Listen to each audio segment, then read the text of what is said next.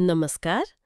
आज हामी नेपालको वर्तमान संविधानलाई अलि गहिरिएर हेर्दैछौँ, खास गरी यसका आधारभूत विशेषता र नागरिकता सम्बन्धी व्यवस्थाहरू कस्ता छन् भनेर।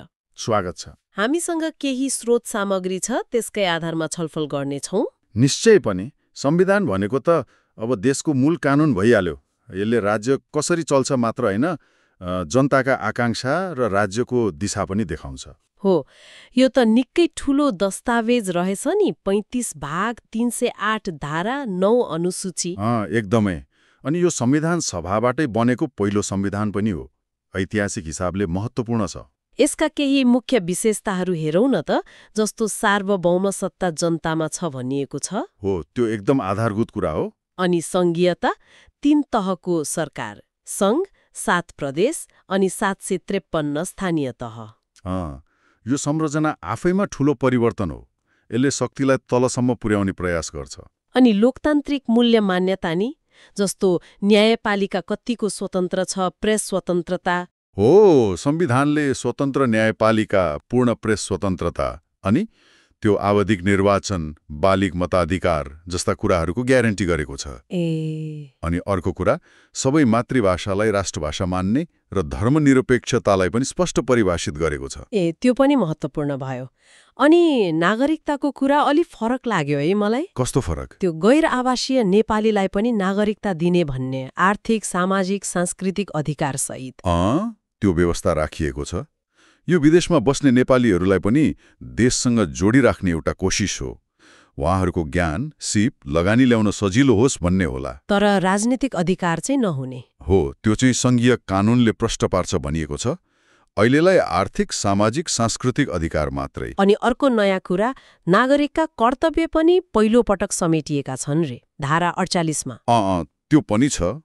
मौलिक हक त भाग 3 मा छँदै थियो, 16 देखि 46 सम्म। हो त। नागरिकको पनि त दायित्व हुन्छ नि, जस्तो संविधान मान्ने, राष्ट्रप्रति वफादार हुने, सार्वजनिक सम्पत्ति जोगाउने।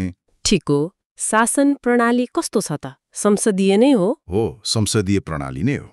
राष्ट्रपति राष्ट्रप्रमुख अनि प्रधानमन्त्री कार्यकारी प्रमुख। तर यसमा त्यो प्रधानमन्त्रीले संसद विघटन गर्न नपाउने अनि पहिलो 2 वर्ष अविश्वास प्रस्ताव ल्याउन नपाइने भन्ने व्यवस्थाले अलि स्थिरता खोजेको जस्तो लाग्यो नि। हो, विगतको अनुभवले होला अलि राजनीतिक स्थायित्व दिने प्रयास देखिन्छ।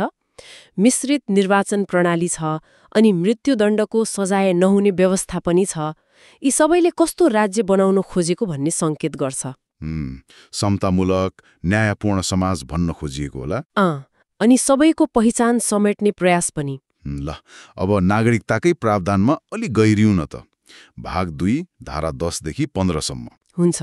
धारा 10 ले त कुनै नेपालीलाई नागरिकताबाट वञ्चित नगरिने भन्छ। यो त ठूलो कुरा हो। एकदमै। नागरिकता भनेकै राज्य र व्यक्ति बीचको त्यो कानुनी सम्बन्ध हो। यो नभई हुँदैन। अनि धारा 11 ले कसरी नागरिकता पाइन्छ भन्ने आधारहरू दिएको छ। के रहेछन् त मुख्य आधार? जस्तो संविधान सुरु हुँदा नागरिकता पाएकाहरू भए अनि वंशजको आधारमा। वंशज मतलब जन्म हुँदा बाबु वा आमा नेपाली नागरिक भएको। अनि नेपालभित्रै फेला परेको तर बाबु वा आमाको पत्तो नलागेको बच्चाले पनि पाउने भयो। अनि त्यो नेपाली आमाबाट नेपालमै जन्मेको तर बाबुको पहिचान नभएको व्यक्तिले? उसले पनि वंशजकै आधारमा पाउने व्यवस्था छ, तर ऊ नेपालमै बसोबास गरेको हुनु पर्यो। अनि बिए गरेर आउने विदेशी महिलाको हकमा? उहाँहरूले चाहिँ चाहेमा प्रक्रिया पूरा गरेर अङ्गीकृत नागरिकता पाउन सक्नुहुन्छ। धारा 12 ले चाहिँ आमा वा बाबु कसैको नामबाट पनि लिन पाइने भन्यो। यो त राम्रो कुरा भयो नि, होइन? निश्चय नै। यसले लैङ्गिक समानतालाई एकदमै जोड दिएको छ। ठिक।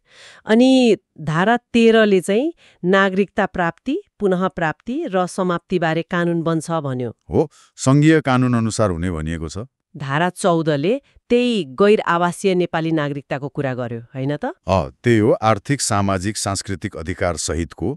अनि 15 ले चाहिँ यी सबै कुराको अभिलेख राख्ने र अरू व्यवस्था पनि संघीय कानुन बमोजिम हुने भन्यो। हो, मूलतः संविधानले आधार दियो, विस्तृत व्यवस्था कानुनमा आउँछ। मौलिक हक र नागरिक कर्तव्यपछि भाग 4 मा राज्यका निर्देशक सिद्धान्त, नीति तथा दायित्व छन्। धारा 50 देखि 52 सम्म। यिनीहरू अदालतबाट लागू हुँदैनन्, तर राज्यले मान्नुपर्छ भनिएको छ। यो अलि कस्तो कस्तो?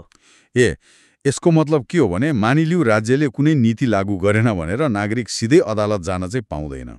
तर यी सिद्धान्त र नीतिहरू राज्यले कानून बनाउँदा, आफ्नो कार्यक्रम चलाउँदा ध्यान दिनुपर्ने बाटो देखाउने कुरा हुन्, नैतिक र राजनीतिक रूपमा बाध्यकारी जस्तो। कस्ता कस्ता नीति छन् त धारा 51मा? धेरै छन्। राष्ट्रिय एकता, सुरक्षा, शासन व्यवस्था, सामाजिक सांस्कृतिक कुरा, अर्थतन्त्र, उद्योग, कृषि, भूमि सुधार, विकास, वातावरण, मतलब राज्य कुन दिशामा जानुपर्छ भन्ने एउटा खाका जस्तै हो। अनि धारा 52ले चाहिँ राज्यको दायित्व तोकेको छ। जस्तो राष्ट्रिय स्वतन्त्रता, सार्वभौमत्व जोगाउने, मौलिक हक र मानवाधिकारको रक्षा गर्ने, अनि यी निर्देशक सिद्धान्त र नीतिहरू बिस्तारै लागू गर्दै जाने दायित्व राज्यको हुन्छ भनेको छ। अब अन्त्यमा राज्यको संरचना र शक्ति बाँडफाँड बारे कुरा गरौँ। 3 तह, सङ्घ, प्रदेश, स्थानीय त भइहाल्यो। हो, धारा 56ले त्यही भनेको छ। यिनीहरूको अधिकार चाहिँ कसरी बाँडिएको छ त? अनुसूचीहरूमा छ भनिन्छ। अनुसूची 5 देखि 9 सम्म अधिकारका सूचीहरू छन्। अनुसूची 5 मा सङ्घको मात्रै अधिकार, 6 मा प्रदेशको मात्रै, 8 मा स्थानीय तहको मात्रै। अनि 7 मा सङ्घ र प्रदेशको साझा अधिकार, 9 मा चाहिँ तीनै तहको साझा अधिकार छ। अनि कुनै अधिकार कतै परेन भने नि? त्यो चाहिँ अवशिष्ट अधिकार भन्छन्, त्यो सङ्घमा रहन्छ, मतलब केन्द्र सरकारले हेर्छ। राजस्व बाँडफाँड नि त्यो कसरी हुन्छ? त्यो चाहिँ संविधान, कानून अनि एउटा आयोग छ, राष्ट्रिय प्राकृतिक स्रोत तथा वित्त आयोग, त्यसको सिफारिसमा हुन्छ। भनेपछि यो संविधानले संघीयता, समावेशिता, नागरिक अधिकार र कर्तव्य, राज्यका नीतिहरू सबै समेटेर एउटा विस्तृत खाका दिएको रहेछ। हो, दिएको छ। नागरिकतालाई पनि विभिन्न पक्षबाट हेर्ने प्रयास देखिन्छ। प्रयासका राम्रै देखिन्छ। तर महत्त्वपूर्ण प्रश्न के हो भने, यो कागजमा लेखिएका कुरा व्यवहारमा कत्तिको प्रभावकारी भएका छन् त? संविधानले सोचे जस्तो सन्तुलित विकास, समावेशी शासनको अनुभूति सबै नागरिकले वास्तवमै गर्न पाएका छन् कि छैनन्? हो, यो चाहिँ निरन्तर सोच्नुपर्ने र समीक्षा गर्नुपर्ने विषय हो।